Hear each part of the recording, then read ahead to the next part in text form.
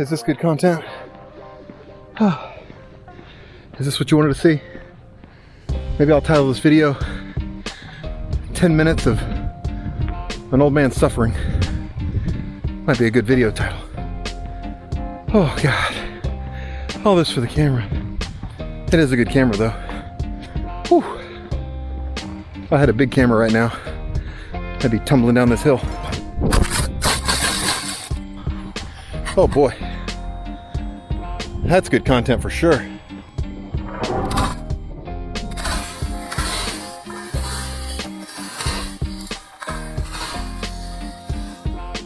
That's some cinematic content for you right there. So the DJI Osmo Action was released in May of 2019, shortly after GoPro released their Hero 7, which was revolutionary as far as stability goes. They had, what do they call it? Hyper smooth, that's what it is, hyper smooth. That's what they call it in the GoPro. Here it's called the Rocksteady. Well, GoPro came out with that, revolutionized action cams. This guy came out shortly after. So now that we're here in 2020, is the DJI Osmo Action still a viable option for vlogging? Let's find out right now. So one of the most revolutionary things about these new action cameras that came out in 2019 was the built-in stabilization. I think this footage is hopefully going to be pretty stable. We'll see. I'm making no attempt. I'm literally just holding the camera. I don't even have a grip or anything on it. Just holding it. It's kind of windy, mostly because I'm running so fast, but here's stabilization with it pointing away from me. That might have been a bad idea. I'm out of shape. I gotta get in better shape for 2020. Maybe I need to make this a fitness vlog for my own good. Anyways, stability, pretty good on this thing. Colors, I think are good. It has their flat profile. I know GoPro has the same thing. As far as sound, you're getting it now. It's a little bit windy today, so this isn't the best day to have no mic. They do have a microphone adapter. I chose not to bring it.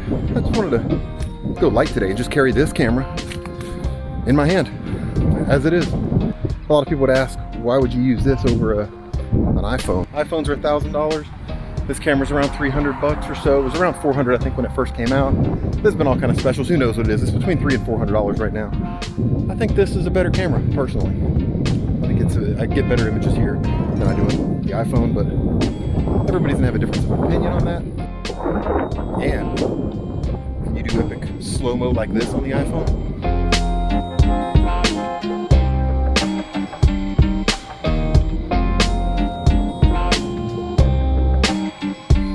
That's right.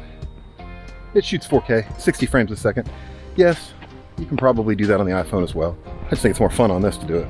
Also, the most important feature of this that I think really sets it apart from any of the other action cameras out there is clearly the front-facing screen. The GoPro 7 came out. Their hyper smooth stabilization was I mean, revolutionary. Picture looked good. Audio was still GoPro. Kind of sucked. I think the audio out of the camera in this one's going to be better. A few months later, this bad boy comes out. Stabilization is just as good in my opinion. Some people might want to split hairs and say this stabilization's better than the hyper smooth. In the end, I mean, they're both really damn good. But this one has this front-facing screen, and GoPro didn't do it. And I think that, for vlogging, is the real big difference here. So fast forward to a couple months ago, and GoPro comes out with the Hero 8. Everybody expected the next version of the GoPro was going to have the front-facing screen.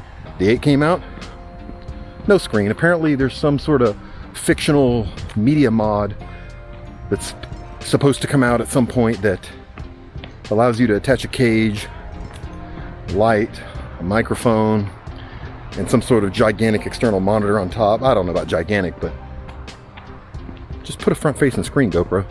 That's all you had to do. Oh God, this isn't worth it. I should just stay fat. What am I thinking? So one of the other complaints that you hear about this one versus the GoPro is it's not wide enough on this one. Well, like I said, tired. Like I said, no selfie stick, no vlogging grip, tripod, nothing. Just holding the camera. Boom. See my world. It's right here. This is plenty wide enough. If you need wider than this, I don't know. You're stupid. Okay, maybe not stupid. Maybe stupid was a little harsh. I just don't think you need it any wider than this. I mean, what more are you trying to show? Look at this. I don't even have, like, put a selfie stick on this thing and it's,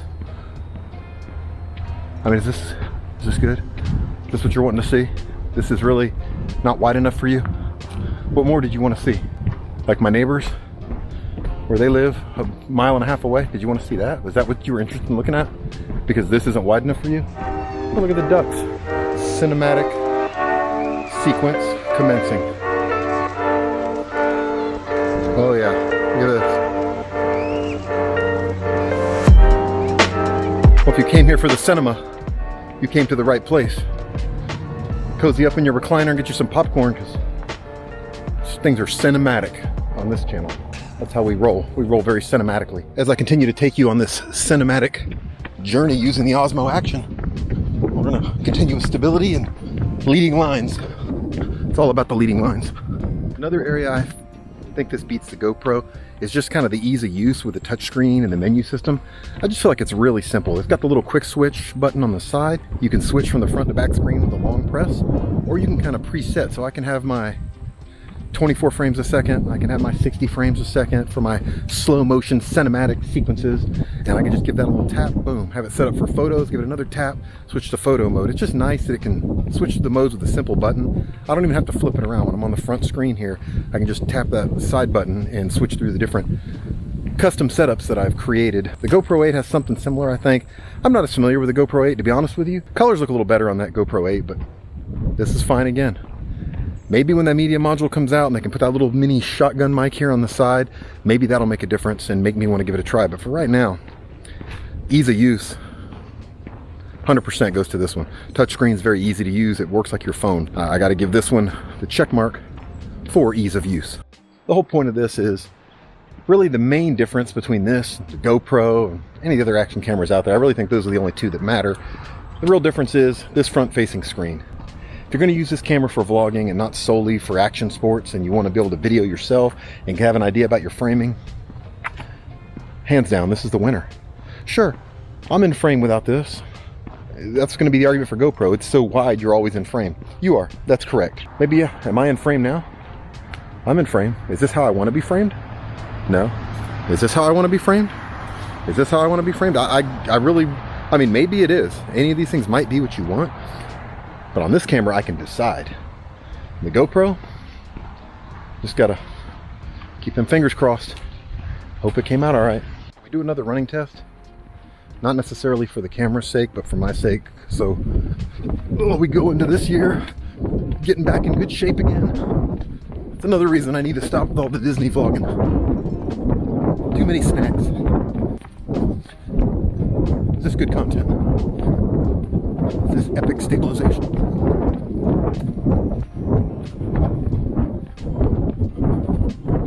I'm running the camera today on automatic settings, and this is one of the cons about this camera. They'd be the same with the GoPro or any of them that have this electronic image stabilization. I tried initially to run it at full manual mode, where I set the 180-degree shutter rule, or shutter angle is what that really means. The problem I had when I did that, had really bad stabilization. It looked all jittery and weird. I realized that this is not a cinema camera. This is an action camera. I bought ND filters and was trying to make this into something it's not. It's an action camera. Put it in automatic mode. Set a maximum ISO of maybe, I don't know, 1600, 3200, whatever you're comfortable with, noise level. Put it on auto and let it do what it does best. You're gonna get better stabilization. Colors are pretty good. Just go with it. Go with it like that. You're not Martin Scorsese. You're not gonna win an Oscar for cinematography. You're not gonna get a Best Picture Oscar. It's none of that. He's just making a vlog. Golden hour is a lie. Best time to shoot, noon. High noon. When the sun is high in the sky and you get the raccoon eyes. Don't let them fool you with that stupid golden hour stuff. It's not true. High noon. Beauty mode. Makes you look beautiful. High noon. Makes the skin really stand out. Yeah. Last thing is low light. All these cameras suck in low light. And that's what I got to say about low light. So why do I think this camera is so much better than the GoPro? Mainly, it's the front-facing screen. I'd say for stabilization, it's pretty much a draw. They're both really good. They have amazing stabilization. I prefer the colors out of this over the GoPro. It just, for me, I like this camera better. I think that front-facing screen is a game changer. It's plenty wide enough. If you just want to have a camera that you fit in your pocket, you can walk around, you can talk to it, it's pretty stable, you don't want to carry a bunch of bullshit gear with you, I'd say Osmo Action's good. You probably should use that mic adapter and get a little bit better audio than we've got today, but it's a pretty damn good camera. And I think going into 2020 right now for compact little cameras, it's kind of hard to beat this one. I don't know if this video is any good. Give it a thumbs up if you thought it was. Give it a thumbs down if you thought it wasn't. Let me know if you think I'm an asshole in the comments. Either way, thanks for watching. Let me know if you think I would do this more often. I might call it taking a walk. Taking a walk with Frank. Tell me what you think of the Osmo Action if you have it.